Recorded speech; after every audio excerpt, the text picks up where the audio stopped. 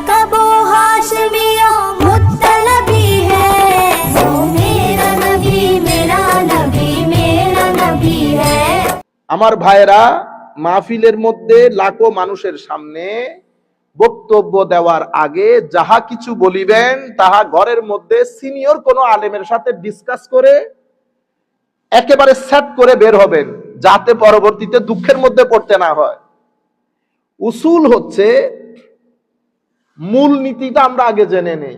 আমরা তো প্রথমে এটা জানছি যে ঈমান বাদে পরকালে কোনো কিছু কোনো কাজে আসবে না, এটা আমরা সবাই জানি। কিন্তু মূলনীতি হচ্ছে মোহাব্বতে রসুল, এটা ঈমানের আলামত। আর আপনার আমলটা হচ্ছে ঈমানের পরিপূরক। আমল কখনো ঈমানের আলামত না, মোহাব্বত ঈমানের আলামত। কেন? আমার নবী বলেছেন কি, কোন হাদিসের উপর ভিত্তি করে আমরা এগুলো বলছি? প্রথমে তো কোরআন বলছে, কোরআনে পাকের মধ্যে ইনকানা আবা কুল ইনকানা আবাউকুম ওয়া আবনাউকুম, গতকালকে আমি পড়েছি। আমার হাবিব আপনি বলে দেন, যতক্ষণ পর্যন্ত তারা মা বাবা সন্তান সন্ততি পরিবার পরিজন প্রতিবেশী বন্ধু বান্ধব থেকে, তাদের ঘর বাড়ি থেকে, তাদের বিজনেস প্রতিষ্ঠান থেকে আল্লাহ এবং রসুল জিহাদ ফি সাবিলিল্লাহকে বেশি মহব্বত না করবে। নাম্বার 1, আমার নবী হাদিসে পাকের মধ্যে ইরশাদ করছেন, যতক্ষণ আপনি মহব্বত না করবেন আমাকে, মানে আল্লাহ রসুলকে, কি থেকে বেশি? দুনিয়াতে যাদের যাদের জন্য আপনার মহব্বত, সবচেয়ে বেশি মহব্বত যতক্ষণ আল্লাহ রসুলের জন্য না হবে, ঈমান হবে না। বুঝতে পেরেছেন তো? মহব্বত ঈমানের আলামত। আমল, আমি যে কথাগুলা বলছি কিছুক্ষণ পরে আমি এগুলার উপর হাদিস পড়বো। আমল আপনার ঈমানের পরিপূরক। বুঝতে পেরেছেন? আচ্ছা, এটা একটা মূলনীতি। এখন আমরা বলি, আমরা যখন এক্সাম্পল দেব, যেমন আমি যদি এক্সাম্পল এটা বলি যে যেভাবে আবু তালেবকে মহব্বত উপকার দিতে পারে নাই, সেভাবে আপনাকেও দিতে পারবে না। কারণ যিনি বলেছেন নিশ্চয়ই উনার দৃষ্টিতে আবু তালেব মুমিন না। তো আপনি কাফেরের এক্সাম্পল কখনো মুমিনদেরকে দেবেন না। মুসলমানদের এক্সাম্পল কাফেরদের এক্সাম্পল দিয়ে মুসলমানদেরকে দিবেন না। এটা খারেজি আলামত। এটা কার আলামত? খারেজিদের আলামত। আয়াত নাজিল করেছে আল্লাহ কাফেরদের জন্য, এটা যদি আপনি মুসলমানদের উপরে চালিয়ে দেন তাহলে এটা কাদের আলামত? আমার নবী বলেছেন, উলামায়ে উম্মত বলতেছেন, এটা কাদের আলামত? খারেজিদের আলামত। আপনারা বুঝতে পেরেছেন? কারণ আপনার মূল সম্পদ হচ্ছে ঈমান। যেই ব্যক্তি মান ক্বালা লা ইলাহা ইল্লাল্লাহ, যেই ব্যক্তি একদিন অন্তরের অন্তঃস্থল থেকে মহব্বত নিয়ে লা ইলাহা ইল্লাল্লাহ পড়েছে, সে অবশ্যই জান্নাতে যাবে। সে কি যাবে? অবশ্যই জান্নাতে যাবে। মান ক্বালা লা ইলাহা ইল্লাল্লাহ দাখালাল জান্নাহ। আপনারা বুঝতে পেরেছেন? ইন্নাল্লাহা লা ইয়াগফিরু আন ইউশরাকা বিহি ওয়া ইয়াগফিরু মা দুনা যালিকা লিমান ইয়াশা।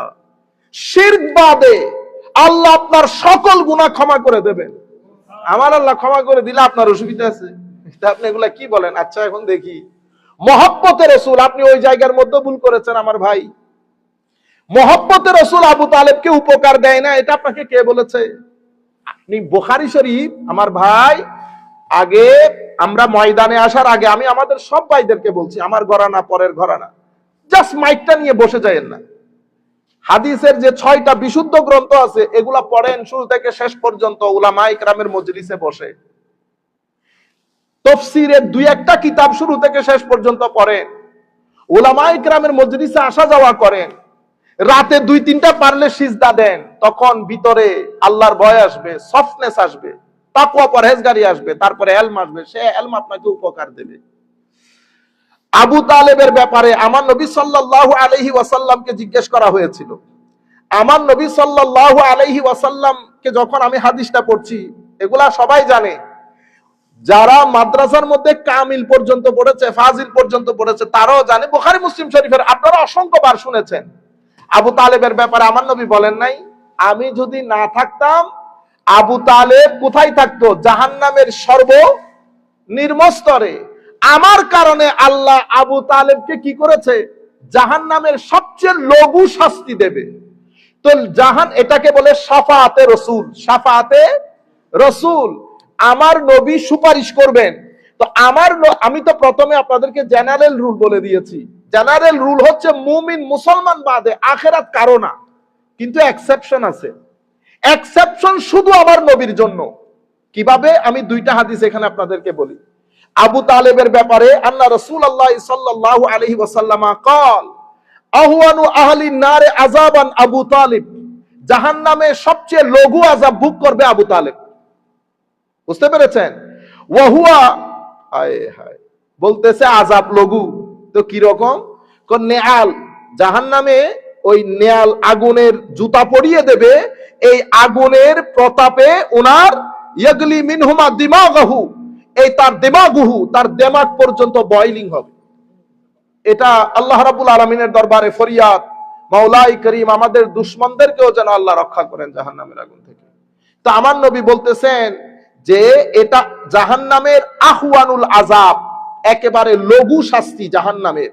আমার নবী সাল্লাল্লাহু আলাইহি ওয়াসাল্লাম এই কথা বলার পরে, এটা মুসলিম শরীফ এবং অসংখ্য অন্য হাদিসের মধ্যে এসেছে, আন আব্বাস বিন আব্দুল মুত্তালিব আন্নাহু ক্বাল ইয়া রাসূলুল্লাহ হাল নাফা'তা আবা তালিবিন বিশাই ফাইন্নাহু কানা ইয়াহুতুক ওয়া ইয়াগদাবু লাক।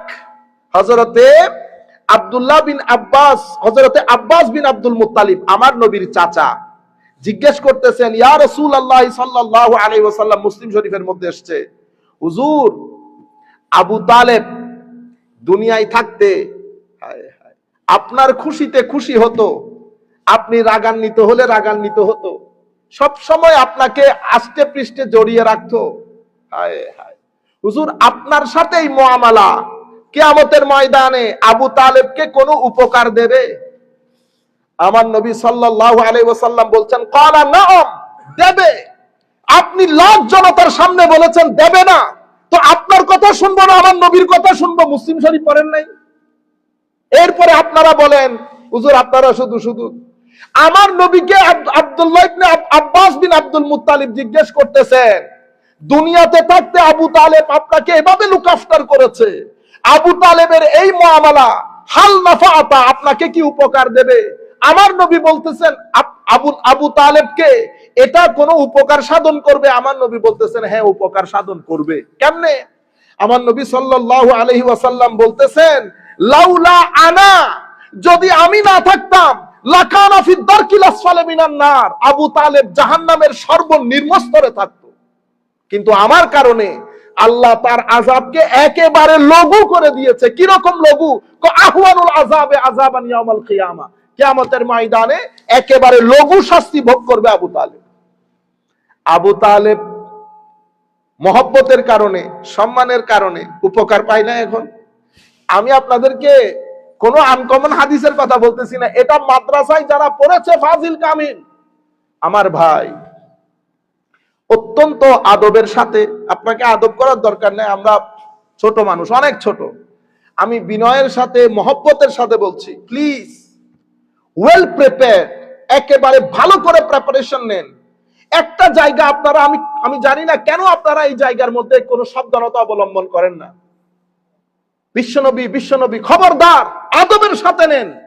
মুহাম্মদুর রাসূলুল্লাহ সাল্লাল্লাহু আলাইহি ওয়াসাল্লাম, বারবার বিশ্বনবী, সে হোয়াট ইউ মিন বাই সে, সাল্লাল্লাহু আলাইহি ওয়াসাল্লাম বলবেন আমার নবীর শানে যখন কথা বলবেন, সাহাবায়ে কেরামের শানে যখন কথা বলবেন, তখন বলবেন বলেছেন, বলবেন, নিবেন, দেবেন, দিবে না, করবে না। আউলিয়ায়ে কেরামের শানে যখন কথা বলবেন তো বলবেন ইন্না লিল্লাহি ওয়া ইন্না ইলাইহি রাজিউন। এখন আমি আপনাদেরকে কি বললাম? আবু তালেব, আমি ওনার কথা বর্ণনা করতেছি, মুমিন না হওয়া সত্ত্বেও আবু তালেবের মোহাব্বত, আবু তালেবের তাজিম, আবু তালেবকে নফা তথা উপকার দেবে কিনা, এই কথা হযরতে আব্বাস জিজ্ঞেস করলে আমার নবী বলেছেন হ্যাঁ দিবে। কিভাবে? তো আমি না থাকলে জাহান্নামের নিম্নস্তরে থাকতো, আমার কারণে আল্লাহ তাকে জাহান্নামের একেবারে লঘু আযাব দান করবে। আর আবু তালেবের ব্যাপারে, কারণ আপনারা তো ওরে বাপরে বাপ অনেক বেশি খোলা, মুখাল্লাদ ফিন্নার অনেককে বলতে শুনেছি। আপনি যেহেতু বর্তমানে ওয়াজ তাকরীর করেন, আমি আপনাকে বিনয়ের সাথে বলবো, সৌদি আরবে যখন যাওয়া হবে, সৌদি আরবের লাইব্রেরি থেকে আবু তালেবের কবিতা গুচ্ছ দিওয়ানে আবি তালিব, এই কিতাবটা খরিদ করবেন। খুব বেশি বড় না, 50-60 পৃষ্ঠার মতো। সেখানে আবু তালেবের কবিতাগুলো আছে, সেই কবিতাগুলো পড়ে রাতে মনে মনে সিদ্ধান্ত নেবেন। রয়ে গেল জমহুর উলামা ইকরামের অভিমত, সেটা আমাদের মাথার উপর, আর অন্যান্য উলামা ইকরামের অভিমত সেটা আমাদের মাথার উপর। আমি বলতেছি উগ্রতাটা কমানোর জন্য এই কবিতাগুলো অনেক ফায়দা দেবে। সেখানে দেখবেন আবু তালেব আমার নবীর শানে কি লিখেছে, এটা আমি আপনার উপর ছেড়ে দিলাম। এখানে আমি কোনো বিষয়ে আর কোনো মন্তব্য করব না। এটা তো আবু তালেব। আবু লাহাবের ব্যাপারে আপনারা সবাই জানেন, কোরআন শরীফের আয়াত নাজিল হয়েছে, তাব্বাত ইয়াদা আবি লাহাব। তো এখন আপনারা জানেন আমার নবী দুনিয়াতে আসার খবরে উনি আঙ্গুলের ইশারা দিয়ে ওনার স্লেভ গার্ল সুয়াইবা ওইটাকে মুক্ত করেছে, ফ্রি করে দিয়েছে। He has ফ্রিড his slave girl, খুশি হয়ে যে ঘরের মধ্যে ভাতিজা এসেছে। এখন এই কথা এমনিতে আমরা বুখারি বাদে কিচ্ছু বুঝি না, আমি বুঝি না এই মেন্টালিটি গুলা। এমনিতে বুখারি বাদে কহুজুর বুখারিতে থাকলে বলেন। তা আমি এক ভদ্রলোককে বুখারীর এই হাদিস বলার পরে কহুজুর এখানে এই বুখারীর এই হাদিস নিয়ে একটু কথাবার্তা আছে। বুখারীর কথাবার্তা আছে, কি হাদিস? বুখারীর এই হাদিসের মধ্যে এসেছে যে আবু লাহাব ক্বালা উরওয়া কানা আবু লাহাবিন আতাকাহা ফাআরদাআত আন-নবী সাল্লাল্লাহু আলাইহি ওয়াসাল্লাম ফালাম্মা মাতা আবু লাহাবিন উরিয়াহু বা'দু আহলিহি বিশাররি হাইবাতিন ক্বালা লাহু মাযা লাকিত ক্বালা আবু লাহাব লাম আলকা বা'দাকুম গায়র আন্নী সাকিতু ফি হাযিহি বি আতাকাতি সুওয়াইবা। হযরতে আব্বাস রাদিয়াল্লাহু তাআলা আনহু স্বপ্নে দেখেছেন, এটা বুখারী শরীফের riwayat। স্বপ্নে দেখার পরে জিজ্ঞেস করেছেন আবু লাহাব কি অবস্থা?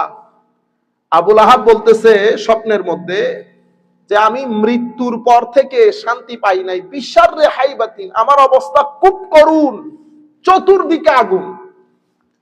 তবে সোমবারে আমি যেই দুই আঙ্গুলের ইশারায় সুয়াইবাকে মুক্ত করেছি, সেই দুই আঙ্গুল দিয়ে বিশেষ পানি বের হয়, যেটা আমি পান করি, আরাম বোধ করি। আমার আযাবকে কিছুটা হালকা করা হয়, আমার আযাব কিছুটা হালকা করা হয়। এখন আবু লাহাবের মতো কাফের, আবু লাহাবের মতো কাফের আমার নবীর আগমনে খুশি হয়ে সুয়াইবাকে মুক্ত করে উপকৃত হয়েছে কি হয় নাই? এটা বুখারী, আমাকে কিছু বলে লাভ নাই, বুখারী শরীফের হাদিস তুলে সমুদ্রে নিক্ষেপ করেন, আমার কোনো অসুবিধা নেই।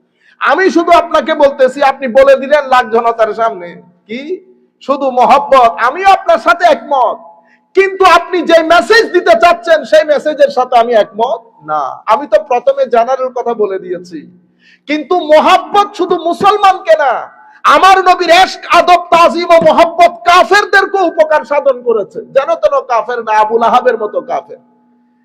এই ব্যাপারে হযরতে শামসুদ্দিন হাফেজ শামস মোহাম্মদ বিন নাসিরউদ্দিন দিমাশকি রাহমাতুল্লাহি আলাইহি কত চমৎকার বলেছেন, ইজা কানা হাযা কাফিরান জাআ যাম্মুহু ওয়া তাব্বাত ইয়াদাহু ফিল জাহিম মুখাল্লাদা আতা আন্নাহু ফি ইয়াউমিল ইসনাইন দাইমান ইউখাফফাফু আনহু লিসসুরুর বিআহমাদা ফামাজ্জান্নু বিল আবদিল্লাযী আশা উমরুহু বিআহমাদ মাসরুরান ওয়া মাতা মুআহহাদা। উনি বলতেছেন কবি হায় হায়, ইজা কানা হাযা কাফিরান জাআ যাম্মুহু ওয়া তাব্বাত ইয়াদাহু ফিল জাহিম মুখাল্লাদা, যদি যার ব্যাপারে আল্লাহ তাব্বাত ইয়াদা নাজিল করেছে, যেই ব্যক্তি চিরস্থায়ী জাহান্নামী হবে, যাকে আল্লাহ তাব্বাত ইয়াদা বলেছে, এবং যার তিরস্কারে কোরআনের আয়াত নাজিল হয়েছে, আতা আন্নাহু ফিল ইয়াউমিল ইসনাইন দাইমান, উনি প্রত্যেক সোমবারে ধারাবাহিকভাবে রীতিমতো ইউখাফফাফু আনহু লিসসুরুর বিআহমাদা, আমার নবীর আগমনের খুশি উদযাপনে তার আযাবকে কি করা হচ্ছে? হালকা করা হচ্ছে। ফামাজ্জান্নু বিল আবদ আল্লাযী আশা উমরুহু, তুমি ওই ব্যক্তি সম্পর্কে কি মনে করবে যেই ব্যক্তি আমার নবীকে স্বীকার করে, আমার নবীর মহব্বত নিয়ে আমার নবীর আগমনের দিন খুশি উদযাপন করেছে। আবু লাহাবের সাথে যদি আল্লাহ এই আচরণ করেন, তো ওই মর্দে হকের সাথে আল্লাহ কি আচরণ করবেন? আপনারা বুঝতে পেরেছেন? হযরতে নাসিরউদ্দিন দিমাশকি রাহমাতুল্লাহি আলাইহি, বহুত পুরানা কথা, উনি এই কথা বলেছেন। এখন আমি আমার কথাকে আবার সামারাইজ করি। শুধু পরকালের জন্য ঈমান শর্ত, এটা আমরা সবাই জানি, কিন্তু মহব্বত ঈমানের আলামত। মহব্বত অনেক বড় জিনিস। কাফেররা পরকালে কোনো জাযা পাবে না, কিন্তু এই দুই রিওয়ায়াতের আলোকে দেখলাম দুইজন কাফের আমার নবী সাল্লাল্লাহু, আপনাদের ভাষ্য মতে আমার নবী সাল্লাল্লাহু আলাইহি ওয়াসাল্লামের প্রতি মহব্বত দেখানোর কারণে দুইজনই উপকৃত হয়েছে। উলামায়ে কেরাম কি বলেছেন এটা নিয়ে? সমস্ত মুহাদ্দিসিনে কেরাম এই ব্যাপারে আমি যেগুলা বলেছি সেগুলা একমত, কিন্তু ওনারা বলেছেন এই দুই রিওয়ায়াতের ভিত্তিতে আমরা বলতে পারি যে আল্লাহ রাব্বুল আলামিন নিজ দয়ায়, নিজ অনুগ্রহে, নিজ করুণায় যেই সমস্ত কাজ আমার নবীর প্রতি সম্মান মহব্বত রয়েছে কাফেরদের, সেগুলার যাজা আমার আল্লাহ কিয়ামতের দিন কি করেছেন? দিয়েছেন এবং দিবেন। আপনারা বুঝতে পেরেছেন? যেটা আমার নবীর প্রতি যেই সমস্ত কাজে দয়া রয়েছে, দয়া করেছে আমার নবীর প্রতি, মহব্বত দেখিয়েছে, তাজিম দেখিয়েছে, সেই কারণে এই কাফের হলেও তাদের এই দয়া পরবশ হওয়ার প্রতি আমার আল্লাহ কি করবেন? প্রতিদান দিবেন, যেভাবে আবু তালেব এবং আবু লাহাব পেয়েছে। এতটুকুন বলার পরে এখন আমি আপনাদেরকে দুইটা হাদিস দেখাবো। একজনের কাছে আমল আছে, মহব্বত নাই, আরেকজনের কাছে মহব্বত আছে, আমল কম। দুইজন কোনটা আমার নবী অ্যাপ্রিসিয়েট করেছেন? আসেন দেখি।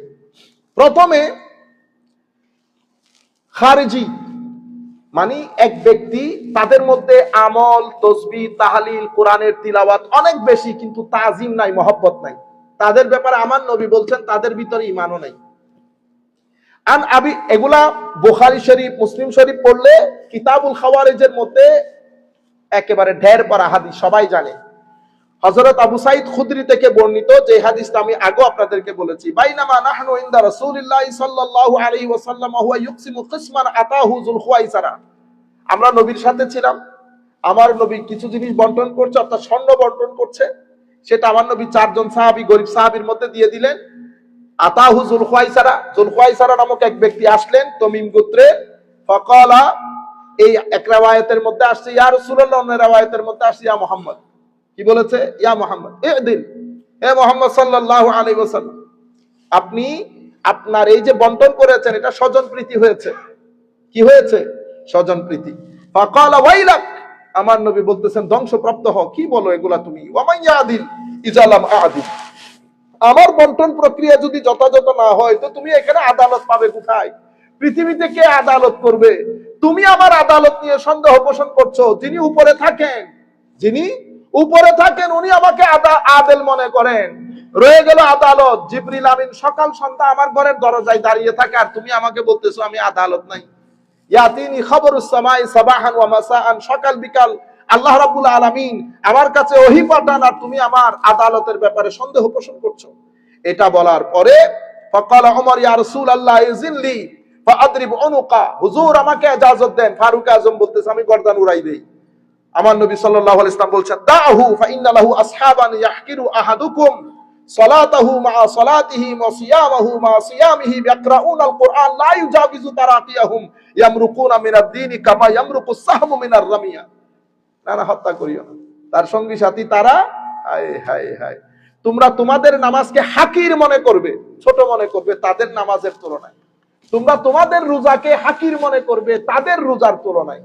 ইয়াকরাউনাল কুরআন, সকাল সন্ধ্যা কোরআন পড়ে ঠুট ভিজা রাখবে, লেকিন কোরআন তাদের কণ্ঠনালী ভেদ করে এখানে আসবে না। আমার নবী সাল্লাল্লাহু আলাইহি ওয়াসাল্লাম ইরশাদ করেছেন ইয়ামরুকুনা মিনাদ দ্বীন, দ্বীন থেকে দূরে সরে যাবে। কামা ইয়ামরুকুস সাহমু মিনার রামিয়া, যেভাবে তীর ধনুক থেকে দূরে সরে যায়। আমল আছে না, কোরআনের তিলাওয়াত আছে না, নামাজ আছে, সওম আছে, সবকিছু আছে, শুধু আদব ছিল না, বেয়াদবি করেছে। আমার নবী বলেছেন এই বেয়াদবির কারণে কোত্থেকে সরে গেছে? দিন থেকে সরে গেছে। তাইলে আমল আছে, আদব নাই। আমার নবী বলতেছে দিন থেকে সরে গেছে। এতটুকুন বুখারী মুসলিমের riwayat। এবার আমি আপনাদেরকে আরেকটা হাদিস শোনাই, এটাও বুখারী শরীফের riwayat। এটা আমি শাইখ ইবনে তাইমিয়ার ফতোয়া থেকে বলতেছি। আচ্ছা, এক ব্যক্তি আমার নবীর দরবারে বসা থাকতেন, হিমার নাম। হায় হায়, উনি ভালো কৌতুক চুটকি বলতে পারতেন হাসানোর জন্য, আমার নবীকে অনেক হাসাতেন। ওনার কাজ ছিল মজলিসের কোণার মধ্যে বসে থাকতো। উনি চিন্তা করতেন, হাই রে, সবাই শুধু আমার নবীর সাথে দুঃখের কথা শেয়ার করে, সুখের কথা কেউ বলে না। বিজনেসে কত টাকা ক্ষতি হয়েছে শুধু এটা বলে, লাভ হয়েছে ওইটা বলে না। আমার নবীর মধ্যে মেন্টালি একটা প্রেসার হয়ে যায়, যেভাবে আপনারা এসে আমাদেরকে সব দুঃখের কথাই তো বলেন, সুখের কথা তো কেউ শোনায় না। এই সমস্যা, এই সমস্যা, এই সমস্যা। আপনারা যখন সমস্যাগুলো বলেন, তো সমস্যাগুলো আপনি যাকে বলতেছেন তার উপর প্রেসার ক্রিয়েট করে। তো উনি চাচ্ছিলেন আমার নবীকে মেন্টালি একটু রিল্যাক্স করার জন্য। তো মজলিস থেকে হঠাৎ করে উঠে আমার নবীকে একটা চুটকি শোনাতেন, এতে আমার নবী একটু মুস্কি হাসতেন। হায় হায়। একবার কি করেছে জানেন? বাইরে গিয়ে নতুন ফ্রুট আসছে বাজারে, সে বাজারে আমার নবীর নাম দিয়ে বাকিতে কিনে নিছে, কিনে আমার নবীকে গিফট করছে। গিফট করার পরে আমার নবী তো খাই, মানে নিজেও খেলেন, মানুষকেও দিলেন। 2-3 দিন পরে মনে হয় ওই ভদ্রলোক এসে আমার নবীর দরবারে বলতেছেন, হুজুর টাকা পাই যে, একটু টাকা দিতে হবে। টাকা বাতা, টাকা কেমনে পান? ওই ফ্রুট কিনছেন যে।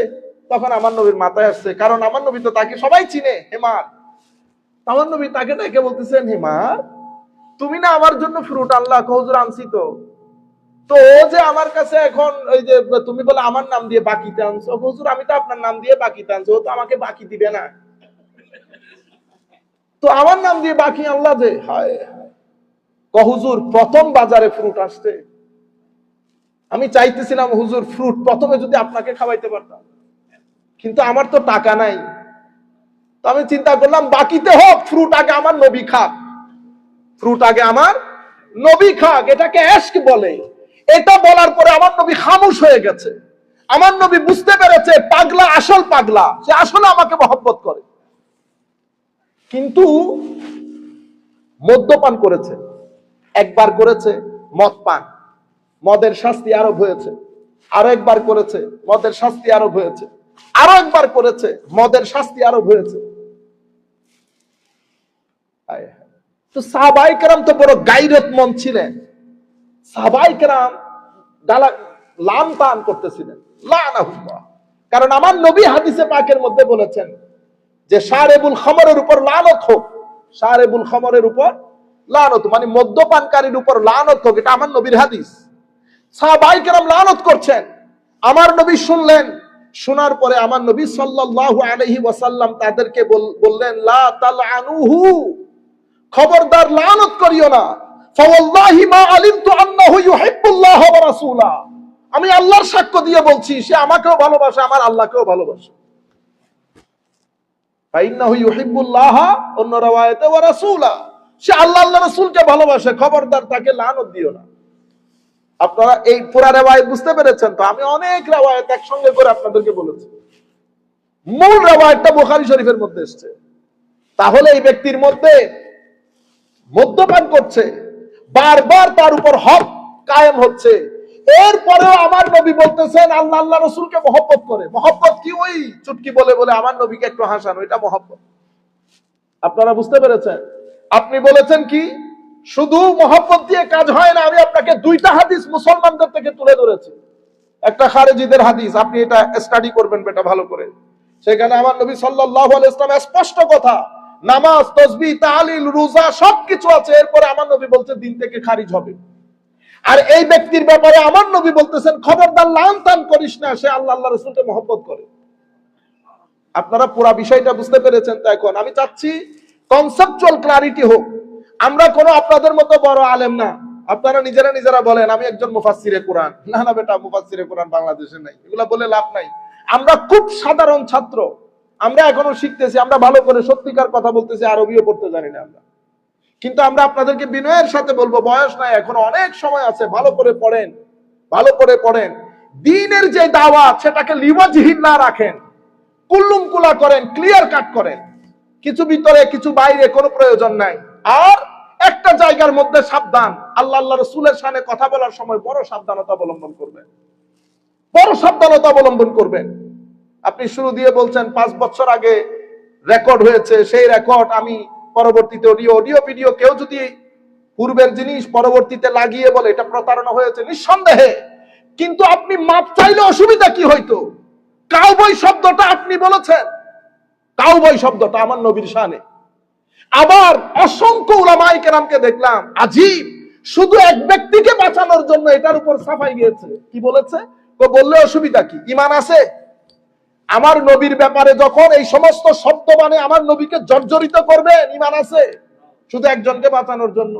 আল্লাহ রাব্বুল আলামিন আমাদের হামি ও নাসির হোক। আসেন, আমি এই জিনিসটা পরিষ্কার করার দরকার ছিল। আপনারা অসংখ্য উলামায়ে কেরাম বাংলাদেশ থেকে বলেছেন। এরপর আমি, কারণ আমাদের এখানকার যে জনগোষ্ঠী আপনারা জানেন, আমি যেহেতু এখন আমেরিকায় থাকি, আমাদের এখানকার কনটেক্সট ভিন্ন। আমরা বারবার আপনাদেরকে বোঝানোর চেষ্টা করি যে আমাদের কনটেক্সট ভিন্ন, আপনাদের কনটেক্সট ভিন্ন। আমি যদি আপনাদের কনটেক্সটে বারবার কথা বলতে যাই, আমাকে এখানে যারা শুনে তারা ডিস্টার্ব হয়, আমাকে অনেক ইউথ শুনে তারা ডিস্টার্ব হয় আপনাদের কনটেক্সটে কথা বলতে গেলে। আজকে আপনাদের কনটেক্সটে কথা বলা শেষ। এরপরে আপনারা রিকোয়েস্ট করবেন না আপনাদের বিষয়গুলো এখানে ডিসকাস করার জন্য। আপনাদের বিষয়টা আজকে একেবারে ফাইনাল করে দিয়েছি আলহামদুলিল্লাহ। পরবর্তী দর্স থেকে আমাদের যে রেগুলার দর্স আমরা সেগুলাই করবো ইনশাআল্লাহ। ফিতনায় লিপ্ত আমরা যে আমরা বলি না, ফিতনা ফিতনা ফিতনা, চতুর্দিকে ফিতনা। আমার নবী সাল্লাল্লাহু আলাইহি ওয়াসাল্লাম ফিতনার হাদিসের মধ্যে ইরশাদ করেছেন, একেবারে রাত যেভাবে দিনকে এনভেলপ করে ফেলে, সেভাবে ফিতনার চাদরে আমরা আবৃত হয়ে যাব। এমন ফিতনা হবে, এমন মানুষ এত কনফিউজড হবে, মানুষ দিনের মুমিন বিকাল হতে হতে কাফের হয়ে যাবে, বিকালের মুমিন সকাল হতে হতে কাফের হয়ে যাবে। মসজিদের মধ্যে মুসল্লি ভরা থাকবে, মুমিন থাকবে না। আমার নবী সাল্লাল্লাহু আলাইহি ওয়াসাল্লাম ইরশাদ করেছেন। বড় আজীব বিষয় না?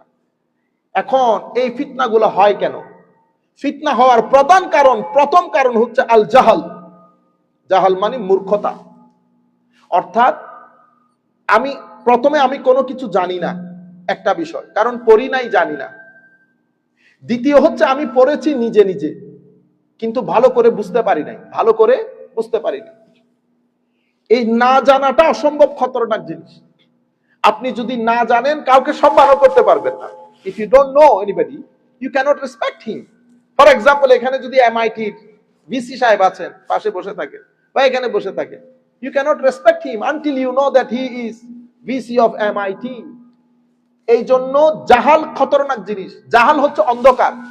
অন্ধকারের মধ্যে যেমন আপনি আরেকজনকে দেখতে পান না, জাহালও সেরকম, মূর্খতাও সেরকম। আপনি মানুষকে কি করতে পারেন না? জাজমেন্ট করতে পারবেন না, বিকজ অফ দি ইগনোরেন্স। ফিতনা হওয়ার অনেক কারণের মধ্যে মৌলিক কারণ হচ্ছে কি? জাহাল। জাহাল হওয়ার কারণে আমি কুরআন কিভাবে বুঝার দরকার সেটাও জানি না, হাদিস কিভাবে বুঝার দরকার সেটাও জানি না, সলফে সালেহিনে উম্মত এই বিষয়গুলোকে কিভাবে ডিল করেছে সেটাও আমরা জানি না। জাহাল, মূর্খতা, যে কোনো বিষয়ে। এরপরে হচ্ছে আল হাওয়া। আল হাওয়া মানে আমরা কোরআন, হাদিস, ইজমা, কিয়াস এগুলা কি বলেছে এগুলা ডাজন্ট ম্যাটার। আমরা আমাদের এই জায়গা থেকে বের হতে পারি না। ইভেন পার্টির ক্ষেত্রেও, আমি যেই পার্টি করি সেই পার্টি যদি বলে হোয়াইট মানি ব্ল্যাক, আপনিও বলবেন হোয়াইট মানি ব্ল্যাক। সেই পার্টি যদি চুরি করে বাংলাদেশকে বাইরে বিক্রিও করে দেয়, তবু আপনি বলবেন যে না না না, এটা আসলে বিক্রিটা হুজুর আপনি বুঝতেছেন না যে বিক্রিটা বড় দরকারি বিক্রি ছিল। এটাকে কি বলে? হাওয়া। হাওয়া মানে আপনি সেন্টার পয়েন্ট থেকে বের হইতে পারতেছেন না, সেন্টার পয়েন্ট থেকে বের হইতে পারতেছেন না। ফাইত্তিবাউল হাওয়া ইয়াহবি বিসাহিবিহি ফি নারি জাহান্নাম ইজ লাইসা লাহু ইমামুন ইয়াত্তাবিউহু বিহাক বাল ইয়াত্তাবি মা তাহওয়া নাফসুহু বিদুনে যাবিতিন। কারণ হাওয়া বলতে আমার জীবনে কোনো প্রিন্সিপাল নাই। প্রিন্সিপাল বলতে মানে যে কোনো একটা মূলনীতি, আমি এই মূলনীতি অনুসরণ করতে হবে। অথবা আমার জীবনে একজন আদর্শ পুরুষ আছে, আমি সেই পুরুষকে অনুসরণ করি মূলনীতির আলোকে। আমি যদি এগুলা করি তাইলে তো আমি দিনকে দিন, রাতকে রাত বলতে পারবো, সাদাকে সাদা, কালোকে কালো বলতে পারবো।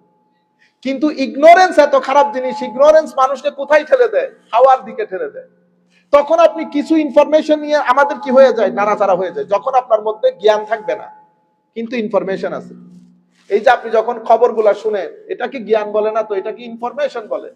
দেয়ার is a big difference between knowledge and information. Information যখন আপনার মধ্যে অনেক হয়ে যায়, আপনি গুগলে তালাশ করলেন পাইলেন, এখানে তালাশ করলেন পাইলেন, কি এখন আপনি জিনিসগুলোকে সেট কেমনে করবেন? তখন আপনার মাথা খারাপ হয়ে যায়। কি হয়ে যায়? আপনি অর্গানাইজ করতে পারতেছেন না। কেন অর্গানাইজ করতে পারতেছেন না? কারণ আপনার মধ্যে তো জ্ঞান নাই। জ্ঞান কেন নাই? কারণ আপনি জ্ঞানীর কোনো মজলিসে বসানো নাই, সেজন্য আপনি অর্গানাইজ করতে পারতেছেন না। কোনটা কোন জায়গায় রাখবেন আপনার আইডিয়াই নাই। তো জিনিস যেটা যে জায়গায় রাখা দরকার সেই জায়গায় রাখতে পারছেন না। এন্ড অফ দা ডে আপনার ভিতরে যে একটা নফস আছে, আপনি আলটিমেটলি ওইটার পিছনে পিছনে চলতেছেন। প্রত্যেক ব্যক্তি ডান বাম না দেখে আমরা যদি নিজেরা নিজেদেরকে পরখ করি, আমরা বুঝতে পারবো সেটা। বাংলাদেশের মধ্যে পলিটিক্যালি বা রিলিজিয়াসলি এই ঘটনাটাই ঘটতেছে। আপনি দেখেন, এই যে এক ব্যক্তি, কোন এক ব্যক্তি বলতে বলতে এতটুকুন বলেছেন, যেমন তাবাররুক। আমাদের আজকে হক ভাই বুঝই তাবাররুক এনেছে, হ্যাঁ? আচ্ছা, এখন আমি যদি মনে করি যে তাবাররুক ভালো জিনিস না, তাহলে আমি কি বলবো? হক ভাই তাবাররুক এনেছে, বাট আমার মনে হয় তাবাররুক এটা শরীয়ত সিদ্ধ না, তবু আপনারা এনেছেন, আপনাদের ব্যাপার, আমি খাবো না। ভদ্রলোকের কথা। এটা কার কথা? ভদ্রলোক। এখন আপনি এত বড় আলেম হয়ে মজলিসের মধ্যে বলবেন তাবাররুক আনা উচিত না, তাবাররুক এটা মানুষের গু গু। এটা কি? এটা কি বললেন? এটা কোনো ভালো মানুষের কথা? এত বড় আলেম আপনি, আপনারা বুঝতে পারতেছেন?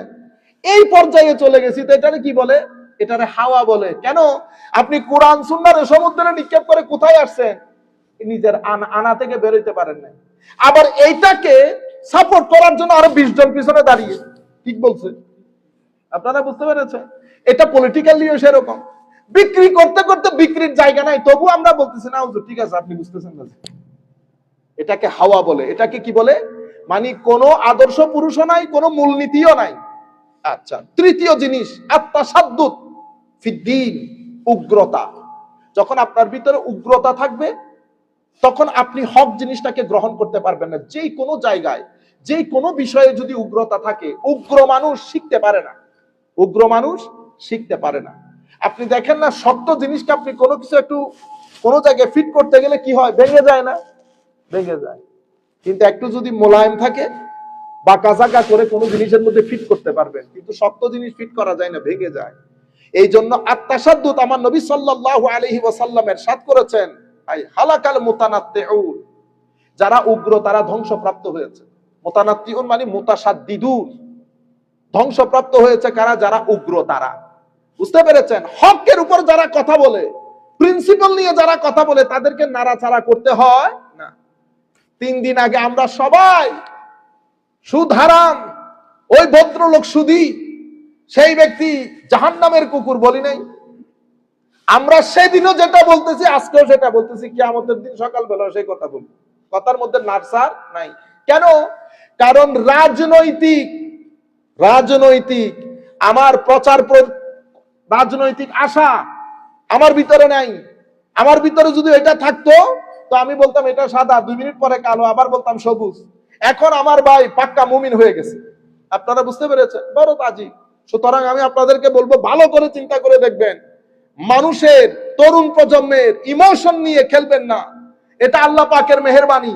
তরুণ প্রজন্ম আপনাদেরকে যেমন ভালোবাসে, আমাদেরকেও ভালোবাসে। হয়তো আপনাকে 2 লাখে ভালোবাসেন, আমাদেরকে একটা দিন, কোনোদিন যদি আল্লাহ তৌফিক দান করে, মসজিদে দোয়া করতেছি আল্লাহর দরবারে, আল্লাহ 2 জনকে একসাথে স্টেজে বসার তৌফিক দান করেন। আমিন বলেন সবাই।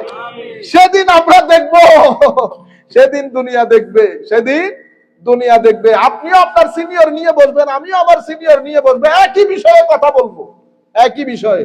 সেদিন দুনিয়া দেখবে রাজনীতি ধর্ম না ধর্মের মধ্যে রাজনীতি, ইনশাআল্লাহ। তৃতীয় যে বিষয়, সেটা হচ্ছে দুশ্মনদের দুশ্মনী, বহির্বিশ্বের দুশ্মনী, ওরিয়েন্টালিস্ট, যারা আমাদের দিন ধর্ম নিয়ে গবেষণা করে, যাদেরকে ওরিয়েন্টাল বলে, প্রাচ্যবিদ।